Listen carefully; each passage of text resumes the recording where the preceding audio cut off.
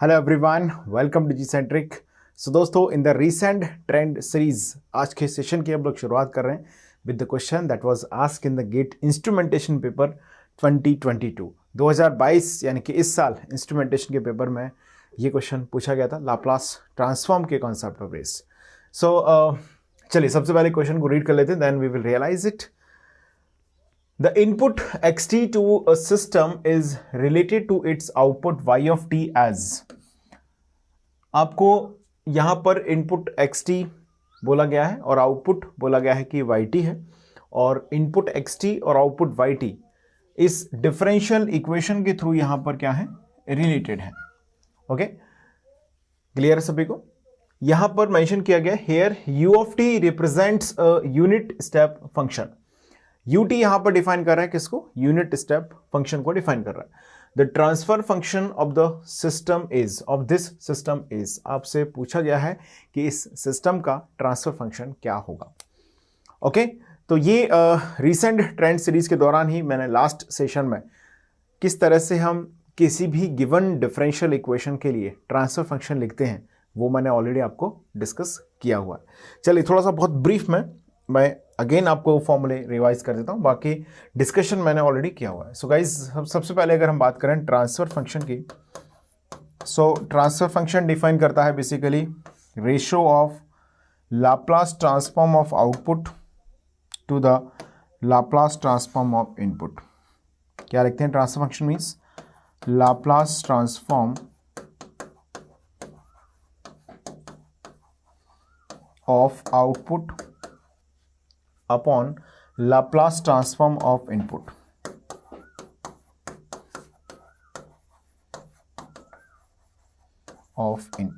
Guys, यहां पर आपको जो सिस्टम मेंशन किया गया है उस सिस्टम का डिफरेंशियल इक्वेशन हमको दिया गया है। अब डिफरेंशियल इक्वेशन से हमको डायरेक्ट लाप्लास ट्रांसफॉर्म से हमको ट्रांसफर फंक्शन यहां पर रिप्रेजेंट करना है। क्लियर है? तो ये डेफिनेशन है ट्रांसफर फंक्शन की, ये फॉर्मूला आप दिमाग में रखिएगा। दूसरी बात यहां पर आपको जो याद रखना है, एफ टी का लाप्लास ट्रांसफॉर्म अगर एफ ऑफ एस है तो गाइज इसके डिफरेंशिएशन यानी कि D F by d T की अगर हम बात करते हैं तो इसका लाप्लास ट्रांसफॉर्म आता है guys S F S. Understood?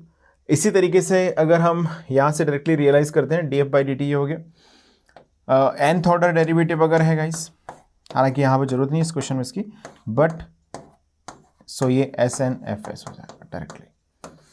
अब जरा जो गिवन डिफरेंशियल इक्वेशन है उस पर थोड़ा सा गौर फरमाते हैं। देखिए क्या होगा, d by by d t plus y of t equal to क्या दिया है, पहले इसको नोट कर लो, लिख लिया इतना।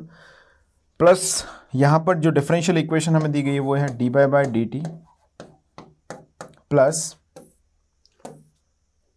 Y of t equal to 3x of t minus 3 times u of t minus 3, ये आपको दिया गया। ओके, सो ये हमारे पास डिफरेंशियल इक्वेशन यहां पर मेंशन कर दी गई है। बात समझ में आ गई सभी को? चलिए अब जरा हम इसका अगर लाप्लास ट्रांसफॉर्म लें, taking Laplace transform, so guys हम डायरेक्टली यहां पर डिफाइन कर सकते हैं। देखिए u of t minus 3 basically क्या डिफाइन करेगा, मैं एक बार थोड़ा सा आपको समझाता हूं। देखिएगा, जैसे जब भी हम बात कर रहे हैं किसी फंक्शन की, so this is u of t जिसकी value t is equal to 0 के ऑनवर्ड्स 1 है। This is u of t guys, ये t0 है, यहां से ऑनवर्ड्स 1 है, इससे पहले इसकी वैल्यू 0 है। गाइस अगर मैं बात करता हूं u ऑफ t माइनस 3 की, तो आप समझिएगा u of t minus 3 means इसे हमने टाइम स्केल पर शिफ्ट कर दिया है। u ऑफ t को हमने टाइम स्केल पर शिफ्ट कर दिया विद वैल्यू 3, यानी कि इसका जो वैल्यू होगा वो इस तरह से डिफाइन होगा, its value become 1 for t equal to 3 onwards like this. This is what, this is u of t minus 3। Understood? जिसकी बात हो रही है यहां पर। तो दोस्तों जैसे ut की वैल्यू यहां पर हम डिफाइन कर रहे हैं फॉर t इक्वल टू 0 से onwards positive scale of time पर इसकी वैल्यू क्या है, 1 है, उससे पहले 0 है। तो गाइज यहां पर x ऑफ t माइनस 3 जो लिखा हुआ है यहां पर अगर हम t की वैल्यू को particularly for this section t की वैल्यू को अगर लेस देन 3 रखते हैं तो गाइज ये वैल्यू हो जाएगी 0। ये फंक्शन पूरा क्या हो जाएगा 0। क्यों, ऐसा क्यों हम बोल पा रहे हैं? क्योंकि आप जानते हैं t लेस देन 3 पर इसकी वैल्यू 0 है। सो राइट हैंड साइड का जो फंक्शन हमने लिखा है 3x ऑफ t माइनस 3, इसको मैं थोड़ा सा जनरल वे में अगर लिखना चाहूँ, देखिएगा यहां पर आपको एज सच कोई कंडीशन नहीं दी गई है तो कंफ्यूजन की कोई गुंजाइश नहीं है, पहली चीज। दूसरी चीज, अगर हम इसको रियलाइज करें for t greater than and equal to 3, तो आप ऐसा लिख सकते हैं, देखिए dy by dt plus y of t equal to 3x of t minus 3। This representation basically just to confuse you, okay. u of t minus 3 यहां पर लिखा है थोड़ा सा आपके दिमाग में कंफ्यूजन पैदा करने के लिए। देखिए यहां पर अगर रीजन ऑफ कन्वर्जेंस की बात हो रही होती या जो टाइम का स्केल है उसके रिप्रेजेंटेशन की बात हो रही होती, तो ऐसा कुछ है नहीं यहां पर। तो अगर हम t को greater than and equal to 3 consider करके चलें तो y ऑफ t को तो कोई एलर्जी है नहीं t से, ये तो ऑल रियल t पे लिखा है, कोई कंडीशन नहीं है। हम इसके अबाउट जानते हैं कि इसकी वैल्यू t लेस देन 3 पर हो जाएगी 0, ut माइनस 3 की वैल्यू, बाकी ये 1 है। अब यहां पर 3 into x T minus 3 into 1 लिखो या मत लिखो, क्या फर्क पड़ेगा, क्लियर सभी को। तो ये इक्वेशन हमारे पास आ गई मॉडिफाइड इक्वेशन। अब इस इक्वेशन को मैं थोड़ा सा लाप्लास ट्रांसफॉर्म लेके यहां पर लिख देंगे, क्या आएगा बोलो, s y of s plus y of s is equal to 3। ये देखिए टाइम शिफ्टिंग प्रॉपर्टी यहां पर यूज होगी। Let me recall the time shifting property for you guys, ध्यान दीजिएगा, साइड में यहां पर लिख लें कहीं टाइम शिफ्टिंग प्रॉपर्टी। क्या लिख रहे हैं हम, time shifting property of Laplace transform. C f of t अगर जनरेट करता है Laplace transform f of s, और अगर मैं एफ ऑफ टी को टाइम स्केल पर क्या करूं, किसी अमाउंट से शिफ्ट कर दूं, लाइक मैं आपसे बोलूं कि F of T minus T not का बताओ भाई क्या होगा लाप्लास ट्रांसफॉर्म, तो आप यहां पर इंक्लूड करेंगे एक phasor like F of S. यहां ध्यान दीजिएगा माइनस टी नॉट है तो यहां पर आएगा minus S T not. Guys यहां पर अगर प्लस टी नॉट होता मीन्स अगर फंक्शन होता F of T plus T not, तो गाइज यहां पर आएगा इसका Laplace transform f of S into S T not, like this. इसको नोट करें पहले, आप लिख लिया सबने। चलिए ये हो गया टाइम शिफ्टिंग प्रॉपर्टी। एग्जैक्टली अगर हम एक्स टी का लाप्लास ट्रांसफॉर्म लिखेंगे तो क्या लिखेंगे, एक्स ऑफ एस लिख देंगे, बिल्कुल एक्स ऑफ एस हमने लिख दिया। क्या लिख देंगे बोलो, एक्स ऑफ एस लिख देंगे। लेकिन इसे टाइम शिफ्टिंग किया गया, देखिए टी माइनस टी नॉट जब होगा तो F of S into e of minus S T not, यानी कि ई ऑफ माइनस 3s, ये यहां पर जनरेट होगा। अब हमें ट्रांसफर फंक्शन चाहिए, यानी कि transfer function means what, ys upon x of s. Just take common here और हमारे पास आएगा e of minus 3s divided by s plus 1। Guys ये फाइनल ट्रांसफर फंक्शन हमने डिफाइन कर लिया। So the question was all about the transfer function calculation. क्या है answer, 3 into e of minus 3s upon s plus 1। Practice sufficient है तो question देखकर आप आंसर निकाल सकते हैं। क्या आंसर आ रहा है वैसे, option 3 into option B is the right answer, I think. Yes, option B will be the correct answer of this question और not. Yes exactly, okay. So ये हमने यहां पर सॉल्व कर लिया है। आसान क्वेश्चन था, इसको मैं बिल्कुल इजी क्वेश्चन की कैटेगरी में कंसिडर करना चाहूंगा। That was a very easy question, okay. Simple formula based है, डिफरेंशिएशन की प्रॉपर्टी हमने यूज की। हालांकि थोड़ा सा कॉमन सेंस इसमें ध्यान रखना पड़ेगा आपको। अगर आप ut माइनस 3 से कंफ्यूज होंगे तो प्रॉब्लम इसमें आ सकती है, ध्यान दीजिएगा। अगर मान लीजिए दोस्तों यहां पर आपको कंडीशन दे दी जाती for t less than 0 for t less than 3, क्या होगा, तो ये वाला पार्ट पूरा 0 हो जाएगा क्योंकि ut minus 3 is 0 for t less than 3। अब उस कंडीशन में बिल्कुल ये पार्ट 0 होगा, तो dy by d t plus y of t equal to 0। Understood है। फिर थोड़ा सा कुछ अलग क्वेश्चन वहां पर बनता, समझ में आ गई बात सभी को। जनरल कंडीशन की बात की, जनरल सेंस की बात की गई है, तो हम इस सेंस में कंसीडर कर सकते हैं। क्योंकि फिर जब अगर इस पार्ट को 0 किया राइट हैंड साइड को, तो ट्रांसफर फंक्शन नहीं बनेगा दोस्तों, okay. Transfer function means Laplace transform of output upon Laplace transform of input, ये फॉर्म में जनरेट नहीं हो पाएगा दोस्तों। चलिए बात करते हैं अब अगले क्वेश्चन की, next question. Before that, Gcentric app को आप गूगल प्ले स्टोर से डाउनलोड कर सकते हैं और वहाँ पर जाके सिग्नल सिस्टम में जिन्होंने कहीं भी क्लासेस अगर अटेंड की हैं और आपको लग रहा है कि स्टिल आप कंफ्यूज रहते हैं, कॉन्सेप्ट आपके उतने क्लियर नहीं हो पाए हैं अनफॉर्चुनेटली, तो आप इस कोर्स को बिल्कुल आप ज्वाइन कर लीजिए। या फिर आपने मान लीजिए अभी तक सिग्नल सिस्टम प्रॉपरली कहीं ज्वाइन किया ही नहीं है और आप सेल्फ स्टडी कर रहे हैं, तो I would like to recommend you, बहुत ही अफोर्डेबल फी स्ट्रक्चर में है। जिस तरह से आप सेल्फ स्टडी कर रहे हैं, तो सेल्फ स्टडी में देखो कोई बुराई नहीं होती है।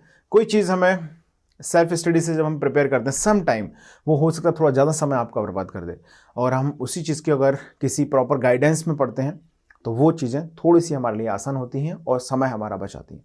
कॉम्पिटिटिव एग्जाम में जितनी इंपॉर्टेंस आपकी एक्यूरेसी की है उतनी इंपॉर्टेंस आपके समय की भी है। सो बिल्कुल अफोर्डेबल फी स्ट्रक्चर के साथ कुछ चंद रुपए देकर आप इस कोर्स को परचेज कर सकते हैं और अपने कॉन्सेप्चुअल बिल्डअप को बहुत स्ट्रॉन्ग कर सकते हैं। वेरी बेसिक के साथ मैंने सब्जेक्ट को शुरुआत किया है। अच्छी बात यही है कि अगर आप इसको as a very first subject भी शुरू करना चाहें तो बिल्कुल कॉन्फिडेंस के साथ इसको स्टार्ट कर सकते हैं। बहुत बेसिक से डिस्कशन स्टार्ट किया गया है। साइनसोइडल वेवफॉर्म, एक्सपोनेंशियल वेवफॉर्म क्या होती हैं, यहाँ से सब्जेक्ट की शुरुआत हो रही है। सिग्नल की डेफिनेशन क्या है सिग्नल, और प्रॉपर एडवांस लेवल तक हम इस सब्जेक्ट को लेके गए हैं। चाहे वो इलेक्ट्रॉनिक्स ब्रांच के स्टूडेंट्स हों, चाहे आईएन के हों, चाहे डबल के हों, टॉपिक वाइज किस तरह से उनको प्रिपेयर करना चाहिए, कौन सा टॉपिक किस ब्रांच के लिए कितनी अहमियत रखता है, ये सब चीज़ें थ्रू आउट द कोर्स आपको वहाँ पर गाइड कर दी गई हैं। ओके, तो आप अपनी ब्रांच के अकॉर्डिंगली प्रिपरेशन को स्टार्ट कर सकते हैं। मैंने ही वहाँ पर पढ़ाया हुआ है, देखो फोटो भी लगा हुआ मेरा। ओके तो आप ज्वाइन करें उसको। लगभग 165 क्वालिटी वीडियोज़ के साथ उसे कंप्लीट किया गया है। तो हर वीडियो का लेंथ एज यूजुअल जो आप देख भी पा रहे हैं यहाँ पर 25 मिनट, 30 मिनट, 35 मिनट, 20 मिनट, इस तरह का वीडियो लेंथ है। तो आप अपने कंफर्ट जोन के अंदर ही इस सब्जेक्ट को बहुत अच्छी तरीके से प्रिपेयर कर सकते हैं। चलिए दोस्तों, आते हैं वापस से क्वेश्चन पर जिसकी हम बात करने वाले हैं। Guys, this question was asked in this year GATE electronics paper in 2022। 2022 electronics में इस साल ये क्वेश्चन पूछा गया था। चलिए पढ़ते हैं क्वेश्चन क्या है। Late x1t is equal to e⁻t आपको यहां पर मेंशन किया गया है x1t। क्या है x1t? e⁻t this is x1t। What about x2t guys? x2t is equal to ut-2। यह है x2t। Okay, where u denotes the unit step function. Okay, mention भी कर दिया गया है और हम बाय डिफॉल्ट भी यही कंसिडर करके चलते हैं। इतनी बात समझ में आ गई। If yt denotes the convolution of x1t and x2t, x1t x2t का कॉन्वोल्यूशन डिनोट किया जा रहा है yt से। मींस मैं ऐसा बोल सकता हूं गाइस कि जो yt है वो है x1t convolve x2t as mentioned in the question. Convolution कैसे? स्टार से डिनोट कर देते हैं कॉन्वोल्यूशन ऑपरेटर को। Then limit t tending to infinity y of t is, आपसे पूछा गया है rounded off to 1 decimal place. आपको बताना है y ऑफ t की final value. t tending to infinity का मतलब होता है दोस्तों steady state value of yt आपसे पूछी गई है। अच्छा, पहले हमको yt तो मिले तब हम उसकी स्टेडी स्टेट वैल्यू निकालेंगे डेफिनेटली। सो गाइज, सबसे पहले हमारा फोकस होगा to find the yt। Then yt के एक्सप्रेशन में हम या तो t equal to infinity put कर देंगे या फिर लाप्लास डोमेन में हम बात करेंगे तो फाइनल वैल्यू थ्योरम सभी को याद होगी, मैं रिकॉल भी करूंगा, डोंट वरी। तो हम फाइनल वैल्यू थ्योरम को यूज करके डायरेक्टली उसको आंसर कर पाएंगे। क्लियर सभी को? क्वेश्चन समझ में आया? देखिए, दो तरीके हमारे पास हो सकते हैं इस क्वेश्चन को सॉल्व करने के। देखिए, ये क्वेश्चन हम चाहें तो लीनियर टाइम इनवेरिएंट सिस्टम का जो मेथड है, एक्चुअली कॉन्वोल्यूशन का मतलब क्या होता है? Response of the LTI system. जब किसी एलटीआई सिस्टम पर इनपुट एफटी अप्लाई किया जाए जिसका इंपल्स रिस्पॉन्स एचटी हो, ओके, और आउटपुट जनरेट हो रहा हो वाईटी, तो जो आउटपुट वाईटी है वो एफटी कन्वॉल्व एचटी होता है। तो हम ऐसा मान सकते हैं x1t जो है वो इनपुट है, मान लीजिए ऐसे ही अपने मन से। x2t क्या है? इंपल्स रिस्पॉन्स है। तो इन दोनों का कॉन्वोल्यूशन क्या है? yt है। तो आप चाहें तो कॉन्वोल्यूशन का जो फॉर्मूला है उससे इसको सॉल्व कर सकते हैं, बेझिझक कर सकते हैं, आंसर आएगा। और मैं रिकमेंड करूंगा एज अ होमवर्क आप उसको ट्राई करना। लेकिन दोस्तों मैं यहां पर इसको कराने वाला हूं लाप्लास ट्रांसफॉर्म के फॉर्मूले से।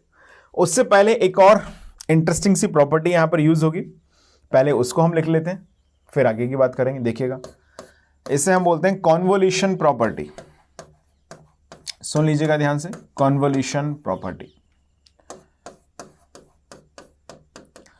जब भी कोई सिग्नल टाइम स्केल पर कन्वॉल्व किया जाता है तो दोस्तों लाप्लास स्केल पे या एस डोमेन में हम इसको बोलते हैं, एस डोमेन में उसका मल्टीप्लाई इक्विवेलेंटली किया जाता है। जैसे मान लीजिए मैं आपसे बोलूं कि एफ टी जो सिग्नल है उसका लाप्लास ट्रांसफॉर्म है F S. Okay, H T कोई सिग्नल है जिसका लाप्लास ट्रांसफॉर्म है एच ऑफ एस। एक जनरल सेंस में हम प्रॉपर्टी की बात कर रहे हैं, ठीक है, ये है। और अगर मान लीजिए मैं आपसे बोलूं कि कोई नया सिग्नल है वाई टी जिसका लाप्लास ट्रांसफॉर्म है वाई एस, और मैं आपसे एक कंडीशन आपको दे दूं, कंडीशन है कि जो वाई टी है वो F T convolve H T है। तो गाइज जो वाई एस होगा उसको हम लिख सकते हैं f s into h s. Mean to say that, कहने का मतलब यह है कि हम टाइम डोमेन में जो कॉन्वोल्यूशन कर रहे हैं उसको लाप्लास डोमेन में हम रिप्रेजेंट कर सकते हैं, किससे? मल्टीप्लिकेशन से। ओके, यानी कि convolution operator in the time domain leads the multiplication operator in the Laplace domain. हमारे पास जो सिग्नल्स हैं x1t x2t, इन दोनों का कॉन्वोल्यूशन हम कर रहे हैं, तो क्या हमको आसानी से y ऑफ s मिल सकता है कि नहीं लाप्लास ट्रांसफॉर्म का यूज करके? एग्जैक्टली मिल सकता है, क्योंकि देखो इसका लाप्लास निकालना आसान है, आसानी है। इसका भी डायरेक्टली हम निकाल सकते हैं लाप्लास ट्रांसफॉर्म। अब हमने लाप्लास ट्रांसफॉर्म निकाली, इंडिविजुअली इनको मल्टीप्लाई करेंगे, हमको y ऑफ s मिल जाएगा। अब y ऑफ s पर आप आ गए, दो तरीके हैं, या तो हम फाइनल वैल्यू थ्योरम को यूज करके y ऑफ s से ही डायरेक्टली फाइनल वैल्यू निकाल देंगे इसकी, या फिर हम उसका इनवर्स लाप्लास लेके y ऑफ t हमारे पास आएगा, उसकी फाइनल वैल्यू निकाल देंगे। क्लियर है? आप कैसे भी इसको सॉल्व कर सकते हैं। पहले इतना नोट कर लो, ये प्रॉपर्टी हमने जो यूज करी इसको नोट करें। चलिए, अब आपके पास जो सिग्नल्स है ना x1t x2t, उनमें थोड़ा सा इनके लाप्लास ट्रांसफॉर्म लिख देते हैं। x1t है, हाँ जी, e to the power minus t u t. Guys ut का लाप्लास ट्रांसफॉर्म होगा 1/s, e to the power minus t मतलब हो गया मल्टीप्लिकेशन बाय एक्सपोनेंशियल। ध्यान दीजिएगा, कदम कदम पर प्रॉपर्टीज यूज होंगी, लेकिन इतनी फंडामेंटल प्रॉपर्टीज हैं, अगर आप थोड़ा सा इनको एक बार याद कर लेंगे तो आसानी से आप इनको कनेक्ट करते चले जाएंगे। देखिए, F of T gives F of S, यानी कि ut का क्या होगा 1/s, यहां पर माइनस टी है तो ये हो जाएगा 1/s प्लस 1। ओके, अब बात करते हैं किसकी? x2t की। रीजन ऑफ कन्वर्जेंस की कोई चर्चा नहीं है कहीं से कहीं तक, जरूरत भी नहीं है। हाँ जी, x2t इज इक्वल टू दिया गया है हमको, क्या है बोलो? ut minus ut minus 2। Guys इसका लाप्लास ट्रांसफॉर्म बताओ क्या होगा? ये तो आ गया हमारे पास x1s आ गया, सही है क्या? x1s, yes. ओके, ut का लाप्लास ट्रांसफॉर्म है दोस्तों 1/s। ध्यान देना, ये लीनियरिटी फॉलो करता है, मतलब दो अलग अलग टर्म्स को अगर हमने ऐड करके लिखा हुआ है तो हम इनके इंडिविजुअल लाप्लास ट्रांसफॉर्म निकालेंगे और दोनों को ऐड कर देंगे डायरेक्टली। जैसे ut यहां पर है 1/s, u of t minus 2 को क्या आएगा? अच्छा, ut होता तो 1/s आता, टाइम शिफ्टिंग हमने की है तो डेफिनेटली यहां पर क्या होगा? एक फेजर मल्टीप्लाई हो जाएगा। मुझे ऐसा लग रहा है मैंने इससे इमीडिएटली बिफोर क्वेश्चन में इस प्रॉपर्टी को यूज किया हुआ है, आपको भी ऐसा लगेगा तो मुझे और अच्छा लगेगा। ओके, यूज किया भी है कि नहीं? ऐसे बोल दिया मैंने, नहीं यूज किया। देखो, time shifting property, f of t minus t naught gives f of s e of minus s t naught, f of t plus t naught gives f of s e of minus e of s t naught। Okay, चलिए वापस आते हैं, यहां तक पहुंच गए हम लोग। गाइज ये है x2s। दोस्तों y ऑफ s की हम बात कर रहे हैं, so as usual y of s equal to हो जाएगा x1s इंटू x2s, यानी कि y of s is equal to आ गया x1s into x2s। So as it is इनकी वैल्यूज को पुट कर देते हैं। x1s क्या है बोलो? 1/s प्लस 1 है, 1/s प्लस 1 है, इंटू x2s क्या है, 1/s को हम यहाँ से कॉमन ले लेते हैं, ठीक है, थोड़ा अच्छे तरीके से सभ्यता से लिखते हैं। ये मुझे लग रहा है मैंने बिल्कुल सही लिखा है, करेक्ट है क्या एकदम? चलो भाई यहां तक पहुंच गए सब लोग। इसको कुछ नाम रख दो इसका अपने मन से। इक्वेशन नंबर 1 हमने इसका नाम रख दिया, अच्छा लग रहा है नाम इसका। इतना नोट करो पहले, सभी ने लिख लिया क्या यहां तक? लिखा सभी ने? जल्दी से नोट करेंगे, स्क्रीन को पॉज करेंगे और फटाफट से नोट करेंगे तेज रफ्तार के साथ। लिख लिया सबने? ये पूरा नोट करो। ओके चलिए, अब एक छोटी सी प्रॉपर्टी हमको यूज करनी है, जिसे या हम बोले थ्योरम, है ना, एक थ्योरम हमको यूज करनी है। लिख लीजिएगा उसको, फाइनल वैल्यू थ्योरम। क्या लिखते हैं दोस्तों? Final value theorem. एक होती है इनिशियल वैल्यू थ्योरम, एक होती है फाइनल वैल्यू थ्योरम। यहां पर फाइनल वैल्यू थ्योरम का यूज है तो इसलिए मैं सिर्फ उसको लिखूंगा। देखिएगा, किसी भी फंक्शन yt की limit t tending to infinity पर वैल्यू हमको निकालना हो, जिससे हम अबाउट बोल देते हैं y इन्फिनिटी। तो इसके लिए एक तो तरीका ये हो गया कि जो y ऑफ t है उसमें limit t tending to infinity apply कर दें और आंसर आ जाएगा। क्लियर? दूसरा तरीका है ये, limit s tending to 0 s into ys, यानी कि अगर उस yt का लाप्लास डोमेन रिप्रेजेंटेशन हमारे पास है तो उसको s इंटू ys लिख दीजिएगा और लिमिट लगा दीजिए s टेंडिंग टू 0, तो हम डायरेक्टली इससे फाइनल वैल्यू लिख सकते हैं। मित्रों ध्यान दीजिएगा, लेकिन फाइनल वैल्यू थ्योरम को अप्लाई करने की कंडीशन भी आपको पता होना चाहिए। ऐसे ही हर समय नहीं लग जाएगी फाइनल वैल्यू थ्योरम, ध्यान रखना। क्या कंडीशन है लिखिएगा, इसको नोट कर लो पहले, फिर इतना लिखो, फिर लिखो यहां पर to apply final value theorem. इसको लिखो पहले, लिख लिया? स्क्रीन को पॉज करो, इसको नोट करो, लिख लिया? चलिए अब लिखिएगा, to apply final value theorem degree of denominator should be greater than degree of numerator. समझने के लिए मैं आपको बता दूं, हाईएस्ट पावर या हाईएस्ट ऑर्डर जो यहां पर एस के टर्म्स का है वो न्यूमरेटर का डिनोमिनेटर से कम होना चाहिए, तभी हम फाइनल वैल्यू थ्योरम को अप्लाई कर सकते हैं। क्लियर है? Degree of numerator should be less then the degree of denominator, तभी आप अप्लाई कर सकते हैं किसको? फाइनल वैल्यू थ्योरम को। या मैंने कंडीशन उल्टी बोल दी शायद? यस एग्जैक्टली मैंने कंडीशन बोल दी इनिशियल वैल्यू थ्योरम की। Let me correct my self, to apply final value theorem लिखिएगा, आई एम सॉरी, कंडीशन, ये जो कंडीशन मैंने बोली ना, degree of numerator should be less than degree of denominator, that condition is for initial value theorem. Let me correct my self, to apply final value theorem लिखिएगा, to apply final value theorem, to apply final value theorem, poles of S F S, या हमने F S नहीं Y S use किया है, कोई बात नहीं, poles of S into Y S must be, S into Y s की poles नहीं, must be lies in the left half of s plane. ये कंडीशन होगी फाइनल वैल्यू थ्योरम की। ओके, ये मैंने जो कंडीशन पहले बोल दी गलती से, वो थी इनिशियल वैल्यू थ्योरम की कंडीशन। वहां पर क्या होगा, यहां पर इन्फिनिटी आ जाएगा, यहां पर 0 आ जाएगा, बस फॉर्मूला वही रहेगा। ओके, लिमिट वहां पर होगी s tending to infinity s y s, यहां पर होगी टी टेंडिंग टू 0, और कंडीशन होगी degree of numerator must be less than degree of denominator.